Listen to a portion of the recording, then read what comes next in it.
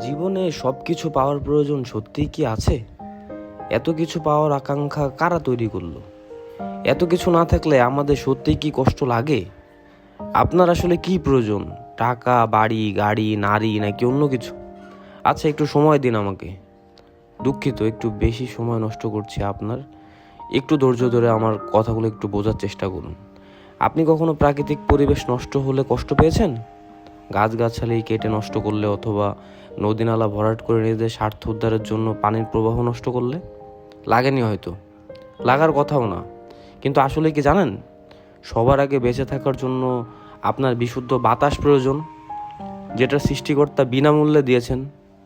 স্রষ্টার কৃপায় আমরা বেঁচে থাকি এবং সত্যিই যা প্রয়োজন তা তিনি বিনামূল্যে দিয়েছেন। আমরা মানুষেরা মানুষের জীবন অতিষ্ঠ করে তুলছি। লোভ লালসা আমাদের সবচেয়ে বড় শত্রু। চিরকাল এই দুনিয়াতে শক্তি চলবে না, শুধু সম্প্রীতি ভালোবাসা চলতে পারে আজীবন। ধন্যবাদ।